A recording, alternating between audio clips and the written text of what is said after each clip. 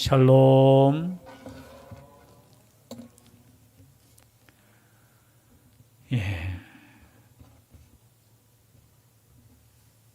자리가 많이 비었습니다.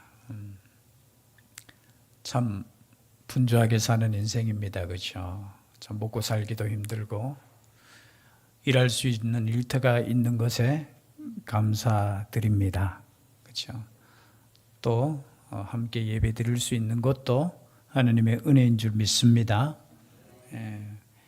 저는 항상 기도할 때 예배의 문이 열리는 사람은 복받은 사람이다 라는 생각을 가져요. 제가 어릴 때부터 소원하옵기는 예배 드리는 자로, 그래서 제가 목회자가 된 것 같아요. 그냥 예배 드리는 것이 좋고 찬송하는 것이 좋고 기도하는 것이 좋아서, 그런데 설교하는 것은 생각을 못했어요. 제가 목회자가 될 때, 이제 앞으로 마음껏 내가 예배할 수 있고, 뭐 교회에 있는 것 자체가 은혜다라는 생각을 가지는데, 설교하는 것은 이렇게 힘들고 어려운 줄 알았으면 오히려 다른 생각을 했을 수도 있겠다. 모르는 것도 은혜인 줄 믿습니다. 오늘 말씀도 계속해서 디모데에게 주신 또 하나님의 말씀이지만 이것이 우리에게 주신 말씀인 줄 믿고 우리가 받으시기를 주의 이름으로 축복합니다. 디모데후서는 사도 바울이 이제 마지막 감옥에, 두 번째 감옥에 갇혔죠. 약 2년 정도 있다가 순교를 당하게 됩니다. 바울 서신 가운데 가장 마지막 서신이죠. 디모데가 에베소에서 목회를 하고 있었습니다. 그때 목회자로선 후배죠. 어쩌면 유언과 같은 목회를 이렇게 했으면 좋겠다 해서 주신 말씀이, 목회를 어떻게 하느냐, 그 말씀은 곧 교회를 어떻게 이끌어 가느냐의 문제죠. 교회가 어떻게 가느냐의 이 문제는 하나님의 말씀으로 어떻게 살아야 되느냐 이 문제라는 거죠. 그래서 주시는 말씀 가운데 지난 수요일 저녁에 우리가 살펴보았지만 9절 말씀에 하나님이 우리를 구원하사 거룩하신 소명으로 부르심은 우리의 행위대로 하심이 아니요 오직 자기의 뜻과 영원 전부터 그리스도 예수 안에서 우리에게 주신 은혜대로 하심이라. 여러분, 성경 말씀에 저는 단어 중에 가장 은혜되는 말씀이 뭐냐? 사랑 다음에 은혜라는 말씀이에요. 은혜. 오늘 말씀에도 소명으로 부르시면 우리의 행위가 아니라는 거예요. 정말해서 우리가 착한 일을 했기 때문에 다른 사람들보다 더 선하기 때문이 아니고 하나님의 그 뜻대로, 자신의 뜻대로 우리를 부르신 줄 믿습니다. 여러분, 우리의 부르심, 저 사람 누가 불렀노? 하나님이 부르신 줄 믿습니다. 그리고 그의 뜻과 그리고 그의 은혜로 우리를 부르셨다는 거예요. 여러분, 우리는 구원으로 부르심을 받은 동시에 소명으로도 부르심을 받은 줄 믿습니다. 영어로는 콜링이라고 하죠. 여러분, 예수 믿는 사람은 다 소명이 있는 줄 믿습니다. 그 소명이 뭡니까? 오늘 뒤에 우리도 살펴보겠지만 복음을 위해서 사는 인생이 되어야 된다는 거예요. 여러분, 그냥 구원받았다 그것으로 끝났으면 하나님께서 우리 김성덕 안수집사님 구원받아서, 그러면 구원받는 그 순간 하늘나라로 데려가실 거예요. 그러나 이 땅에 남겨두신 이유는 뭐냐? 우리가 아직 할 일이 남아있다라는 겁니다. 이 복음은 우리에서 끝나는 것이 되어서는 아니 된다는 거예요. 아직까지 우리를 통해서 구원받아야 될 생명들이 있기 때문에 우리를 부르셨고 우리를 지금까지 인도해 주셨다라는 겁니다. 이것이 우리에게는 저는 은혜라고 봐요. 우리에게는 할 일이 있습니다. 그것이 뭐냐? 오늘 사도 바울의 고백처럼 복음을 위한 거예요. 10절 말씀에 이제는 우리 구주 그리스도 예수의 나타나심으로 말미암아 나타났으니 그는 사망을 패하시고 복음으로서 생명과 썩지 아니할 것을 드러내신지라. 여러분, 사망을 패하신 분이 누구십니까? 예수 그리스도라는 거예요. 여러분, 예수 이전의 모든 것은 사망, 죽을 수밖에 없는 거예요. 물론 육신은 한번 죽어요. 그러나 영원한 사망, 그 영원한 사망에서 우리를 어떻게 해요? 영원한 생명으로 우리를 그죠? 구원하여 주셨다라는 거예요. 누구로부터? 예수 그리스도로부터 시작이 되었다라는 거예요. 그분께서 사망을 패하셨잖아요. 여러분, 그래서 예수 그리스도의 십자가 부활은 이렇게 생각할 수 있잖아요. 아니, 하나님이신 그분께서 이 땅에 오셔서 좋은 말씀을 선포해 주시고 또 하늘나라로 올라가실 때, 야, 지금부터는 나의 말을대로 잘 살아야 돼 하면서 그냥 올라가실 수도 있으신 분이시잖아요. 그러함에도 불구하고 그분께서 친히 십자가에서 죽으셨습니다. 그 죽으심은 어떤 죽으심입니까? 죄가 그만큼 무섭다라는 거예요. 이 죄로 말미암아 죽을 수밖에 없다라는 거예요. 하나님이신 그분께서도 죽을 수밖에 없다라는 거예요.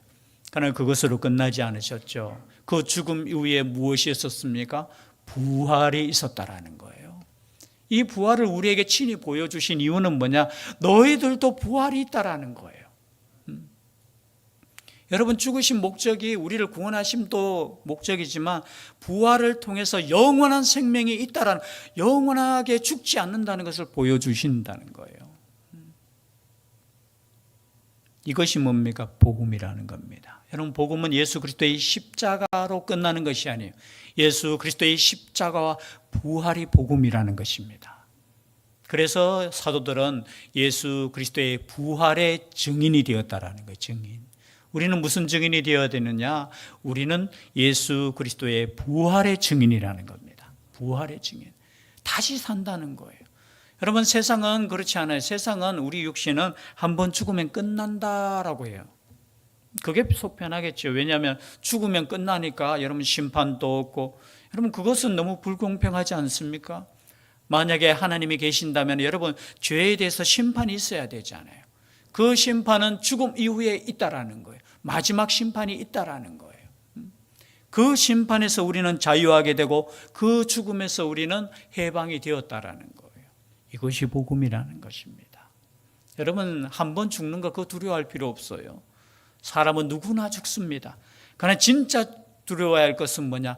두 번째 사망, 영원한 죽음, 하나님과 분열되는, 분리되는 것. 그런데 세상 사람들은 죄송해요. 그냥 그죠? 이 땅에 살아가면서 조그만 문제 있으면 그거 걱정하고 염려하고 근심하고. 그러나 여러분, 예수 믿는 사람은 이 땅의 삶 때문에 걱정 근심 없는 줄 믿습니다. 예수 믿는 사람은 그거는 하나님께 맡겨요. 맡기는 거예요. 다 염려를 맡기라고 했잖아요. 이제는 우리는 하나님의 나라와 그 의를 이루기 위해서 이 땅에 존재하는 존재라는 것이에요. 그것을 위해서 기도하고 그것을 위해서 나아가는 인생. 그리고 사도 바울은 내가 이 복음을 위하여 선포자와 사도와 교사로 세우심을 입었다라고 했어요. 이 복음을 위하여, 이 말씀이 제일 중요한 것 같아요. 저는 11절 읽으면서 이 복음을 위하여. 여러분, 우리의 인생은 무엇을 위한 인생입니까? 사도 바울은 이 복음을 위해서 일평생 동안 살았다는 거예요. 그리고 마지막은 지금은 어디에 있습니까? 예, 감옥 안에 있어요. 감옥 안에. 저는 예수 그리스도를 믿던 그 1세기의 성도들과 지금 21세기죠. 사는 우리는 무엇이 다른가? 그 1세기의 성도들은 복음을 위해서 살다가, 특히 사도 바울은 정말 평생을 복음을 위해서 살다가 마지막 감옥에까지 갇혀있는, 뒤에 또 살펴보겠지만 사람들은 다 떠나버린 그 상태.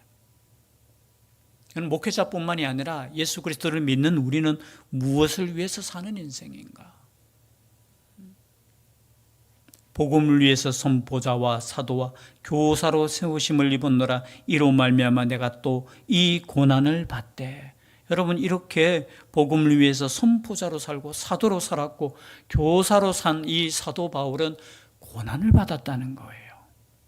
우리는 그렇게 생각하지 않겠습니까? 내가 복음을 위해서 열심히 살았으면 하나님 나에게 이 땅에서 그래도 복을 주셔야 되지요. 여러분, 아니에요. 성경에 보면은 사도들은 다 순교를 당했어요. 마지막 요한 빼고요. 요한은 그저 삶으로 순교했죠. 어떻게 보면은. 사도 바울도 마찬가지예요. 이로 말미암아 내가 이 고난을 받되 부끄러워하지 않으면 내가 믿는 자를 내가 알고 또한 내가 의탁한 것을 그날까지 그가 능히 지키실 줄을 확신함이라. 여기에 한 단어가 눈에 띕니다. 어떤 단어가 눈에 띄느냐? 부끄러워하지 아니했다. 부끄러워한다는 거. 여기 8절에도 보면은 중간에 나오죠. 그러므로 너는 내가 우리 주를 증언함과 또는 주를 위하여 갇힌 자 된 나를 부끄러워하지 말고, 디모데에게 너 나를 부끄러워하지 마라. 그리고 바울 스스로도 고난을 받되 내가 부끄러워하지 않는다. 그리고 이 부끄러워라는 단어가 또 뒤에 또 있습니다. 16절에 보니까 오네시보로에 대한 말씀은 내가 사슬에 매인 것을 부끄러워하지 아니하고, 저는 이 말씀을 묵상하면서 아니 복음을 전하다가 감옥에 갇혔는데 왜 부끄러워해야 되지? 그럼 그런 생각을 가져본 적 없습니까?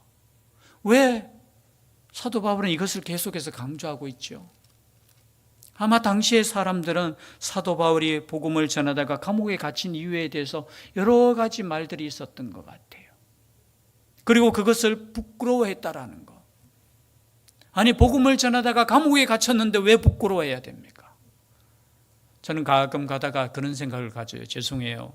이 생각이 이 말씀과 맞지는 않을 수도 있겠는데요. 가끔 가다가 시골 목사님들이, 성도들이 몇 명 안 되고 그분들이 이야기할 때 가끔 자신을, 죄송해요, 조금 낮추어서 말씀하실 때 있어요. 참 내가 참 열심히 하지 않았나, 열매가 이것밖에 되지 않나. 그거 부끄러워할 거 아니에요. 반대로 자랑할 것도 아니잖아요. 예를 들어서 10,000명의 성도를 모았다. 여러분 자랑할 것입니까 그게? 오늘날 세계관은 그런 세계관이에요. 성공하면은 자랑하고, 내가 조금 그저 세상의 기준으로 부족하면은 부끄러운, 아니죠. 여러분 죄송해요. 시골에 5명의 성도를 앉히고 설교하는 그 목사님이 저는 존경받아야 될 목사님인 줄 믿습니다. 혹여나 우리 생각에 아유 그 목사님들은 실력이 없는 목사님. 은연중에 여러분 오늘날 그런 성도님들 많이 있어요. 그거 아니에요. 하나님의 부르심에는 다 분량이 있는 줄 믿습니다. 그 부르심 앞에 여러분 자랑스럽게 생각하셔야 돼요. 또 어떤 사람은 이런 사람도 있어요. 막 큰 교회 다니는 걸 자랑스러워. 여러분 교회 다니는 걸 자랑스러워해야 되지 큰 교회 다니는 걸 자랑스러워하면 안 돼요. 그럴 필요 없어요. 여러분 또 작은 교회 다닌다고 여러분 기죽을 필요 없습니다. 우리 교회가 무슨 교회입니까? 대신교회, 대신. 큰 믿음 교회잖아요. 그건 다 세상적인 사고 방식으로 이루어지는 사고예요. 그런데 어떻게 고난을 받는데 당연히 부끄러워하지 말아야 되죠. 고난받는 것이 자랑스러워야 되잖아요. 그런데 부끄러워하는 사람들이 있었다라는 거예요. 여러분 오늘날도 마찬가지일 것 같아요. 그럴 수도 있다라는 거예요. 그러나 여러분 사도 바울은 내가 비록 감옥에 갇혔지만 부끄러워하지 않았다는 거예요. 왜냐하면 내가 믿는 자를 내가 알고 또한 내가 의탁한 것을 그날까지 그가 능히 지키실 줄을 확신함이라. 내가 누구를 믿느냐? 예수 그리스도와 하나님을 자신은 알고 있다라는 거예요. 그러니까 부끄러움이 없다라는 거예요. 그분께서 어떻게 해요? 나를 알고 계시고 나도 주님을 알고 또 그분께서 나를 그날까지 능히 지키실 줄을 확신한 그날이 언제입니까? 마지막 때. 우리 하나님께서는 우리를 지키실 줄 믿습니다. 비록 사도 바울은 감옥에 갇혀서 언제 죽을 줄 모르나 여러분 죽는다고 해서 하나님의 보호하심이 없는 게 아니에요. 그럼 지금 역사를 지금 돌아봤을 때 그 순교 자체가 얼마나 귀한 순교가 되었습니까? 마찬가지입니다. 복음을 위해서 여러분 애쓰고 힘쓰고 때로는 죄송해요 질투하고 욕도 먹고 그런 것을 당할 때 여러분 기뻐할 수 있기를 바랍니다. 가끔 가다 시험 들 때 있잖아요. 여러분 세상 사람들 때문에 시험 드는 거 아니에요. 같이 믿는 사람들 때문에 시험 들 때도 있어요. 그죠? 회장 되어가지고 막 일하는데 그죠? 회원들이 때로는 비판할 때 있잖아요. 여러분 그런 것도 괜찮아요. 여러분 그럴 때 여러분 감사할 수 있기를 바랍니다. 혹여나 내가 잘못했을 때는 사과하고 아이고 내가 부족해서 그렇습니다. 그렇게 하고요. 때로는 내가 그래도 노력했는데 그럴 때는 어떻게 해요? 이것도 하나님께서 주시는 은혜고 상급이라고 생각하십시오. 네가 그럴 수 있냐? 뭐 그러면서 그렇죠? 그럴 필요 없어요. 목회자도 마찬가지고요. 우리 성도님들도 마찬가지고요. 그럴 수 있어요. 그렇죠? 그러나 여러분 변함없는 그 믿음 가운데 있기를 소원합니다. 그날까지 그가 능히 지키실 줄을 확신하는 그 믿음. 그러니까요, 감옥에 있든지 내가 어디 있든지 상관없어요. 13절 말씀입니다. 너는 그리스도 예수 안에 있는 믿음과 사랑으로서 내게 들은 바 바른 말을 본받아 지키고 우리 안에 거하시는 성령으로 말미암아 내게 부탁한 아름다운 것을 지키라. 너는 끝까지 하나님 말씀을 지키라는 거예요. 흔들리지 말라는 거예요. 내가 비록 감옥에 갇혀 있고 또 수많은 사람들이 사도 바울에 대해서 비판하고 그렇죠? 여러 가지 얼마나 많은 이야기를 했겠습니까? 저 사람 사도 맞아? 이런 말도 들었고요. 저 사람 혹시 헌금 거두어서 엉뚱한 데 자기가 가지고 가는 거 아니야? 그런 의혹도 받았고요. 그러나 너는 흔들리지 말라는 거예요. 내가 준 말씀을 지키라는 거예요. 그리고 15절의 말씀에 보니까 아시아에 있는 모든 사람이 나를 버린 이 일을 네가 아나니 그 중에는 부겔로와 허모게네도 있느니라. 여러분 참 말씀을 지금 읽다 보면은 마음이 아파요. 사도 바울은 복음을 전하다가 감옥에 갇혔는데 그런데 사람들이 떠나갔다는 거예요. 여러분 감옥에 갇혔으면 더 위로해주고 힘이 되어야 되는데 아시아에 있는 모든 사람, 여기 아시아는 아마 에베소가 아시아, 소아시아의 수도였거든요. 그리고 사도 바울이 그죠 3차 전도 여행 때 3년간 사역했습니다. 여러분 사도 바울이 3년간 사역한 곳이 없었잖아요. 복음을 전하고 떠나고 있는데 3년간 애쓰고 힘쓴 그곳의 사람들이 떠나갔다라는 거예요. 여러분 3년간 같이 있었으니까 얼마나 또 정이 들었겠습니까? 그리고 사도 바울의 그 가슴 속에는 얼마나 사랑이 있었겠습니까? 그런데 자신이 붙잡히고 자신이 고난받을 때 사람들이 떠나버렸다라는 거. 참 어떻게 보면은 왜 하나님은 이러한 일들을 사도 바울을 이렇게 경험시켰을까? 여러분 우리도 그럴 수 있다라는 거예요. 복음 위에서 살아갈 때 때로는 그죠? 내가 사랑하는 사람이 그죠? 나의 기대와는 달리 떠나가는 모든 사람이 나를 버린 일. 모든 사람 하니까 조금 과장된 표현은 있겠지요. 그런데 자신이 생각했을 때 참 그죠? 저 사람은 함께 할 사람이라 생각했는데 떠나가는 거예요. 어쩌면 바울이 감옥에 갇힌 것보다 지금 이 글을 쓰면서 이 부분이 더 가슴 아팠던 것 같아요. 그 표현을 하는 거예요. 다 떠나가는 건 너도 알고 있지 않느냐. 그 중에 부겔로와 호모게네, 성경에는 여기에만 이름 나오기 때문에 어떤 사람인지 몰라요. 아마 에베소 지역의 성도였겠지요. 그리고 사도 바울과 아마 가까웠겠죠. 가깝지 않으면 여러분 뭐 이름도 기록하지 않았겠지요. 그런데 떠나갔다. 기대했던 거는 달랐다는 거죠. 그런데 보니까 또 반대로 한 사람이 나옵니다. 그 사람이 누굽니까? 오늘 말씀에 보니까 16절 말씀 다시 함께 읽겠습니다. 시작. 원하건대 주께서 오네시보로의 집에 긍휼을 베푸시옵소서. 그가 나를 자주 격려해 주고 내가 사슬에 매인 것을 부끄러워하지 아니하고 17절입니다. 로마에 있을 때에 나를 부지런히 찾아와 만났습니다. 아멘. 여러분 성경에 기록된 오네시보로 긍휼을 베풀어 달라고 기도합니다. 왜냐하면 그가 나를 자주 뭐 했다고요? 격려해 주. 옛날 성경에는 유쾌하게 했다. 마음을 좀 시원하게 했다라는 거예요. 여러분 서로 격려할 수 있기를 주의 이름으로 축복합니다. 지금 지친 사람들이 있어요. 사도 바울도 마찬가지죠. 복음을 위해서 복음 전하다 감옥에 갇혔을 때 여러분 아무리 하나님의 사람이라도 지칠 수 있습니까? 없습니까? 지쳐요. 힘들어요. 그럴 때 어떻게 한다고요? 격려해 줬다는 거. 그리고 내가 사슬에 매인 것을 부끄러워하지 아니했다라는 거. 여러분 자신의 스승이 어떤 모습에 있든지 부끄러워하지 않았다라는 거. 제가 이 말씀 준비하면서 참 제 옛날 모습이 생각나더라고요. 저는 저희 아버지를 참 존경하고 사랑합니다. 비록 부자는 아니셨고 가난하게 사셨고 세상 물정 모르셨고, 그런데 지금 생각해 보니까 참 제가 잘못한 게 하나 있어요.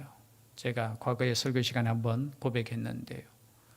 저는 아버지 제가 가난한 걸 부끄러워하지 않았어요.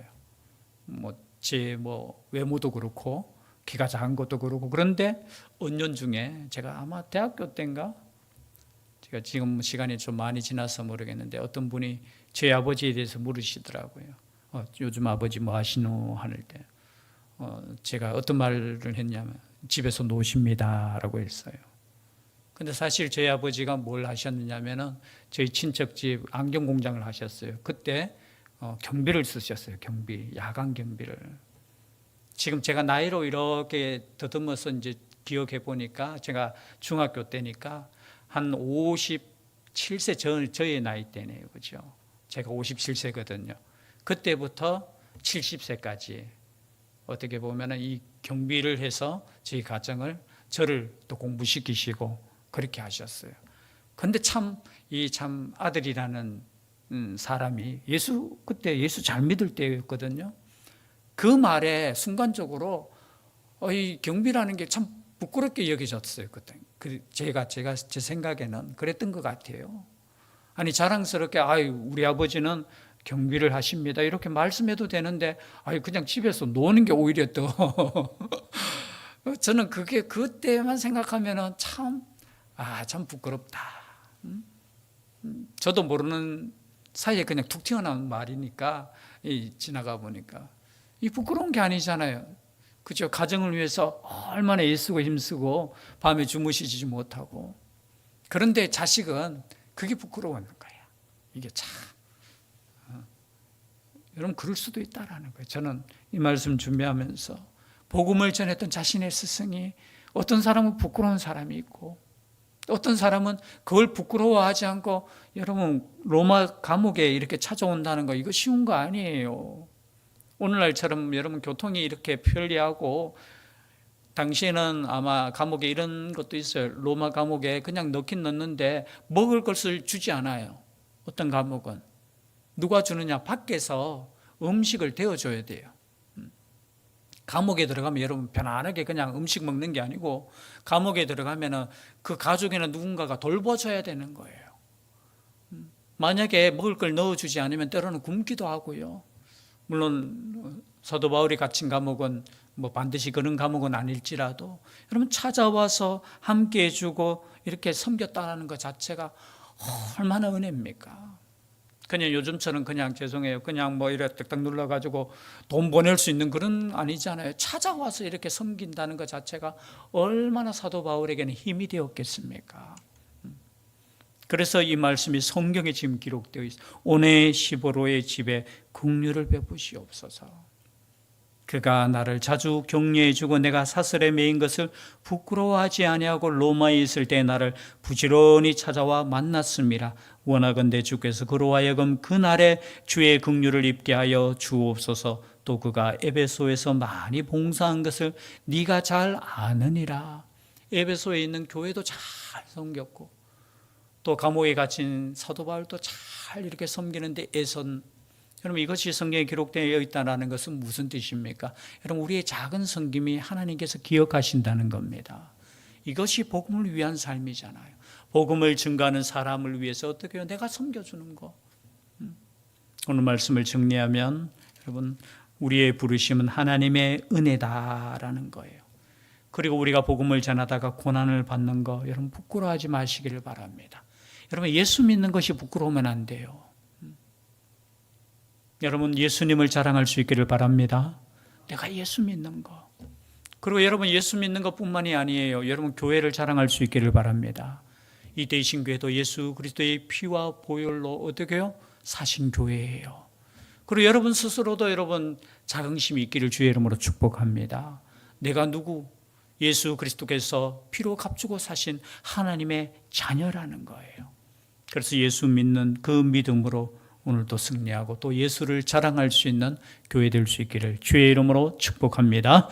기도드리겠습니다. 사랑의 하나님, 고단한 삶 가운데서도 우리를 불러주시고 하나님의 말씀으로 격려해 주시고 경고해 주시니 감사드립니다. 이 말씀 따라 언제나 복음을 위해 사는 인생이 되게 하여 주시고 예수 그리스도를 자랑하는 삶 되게 하여 주시옵소서. 함께하여 주시기를 간절히 원하옵고 예수님 이름으로 기도드립니다. 아멘.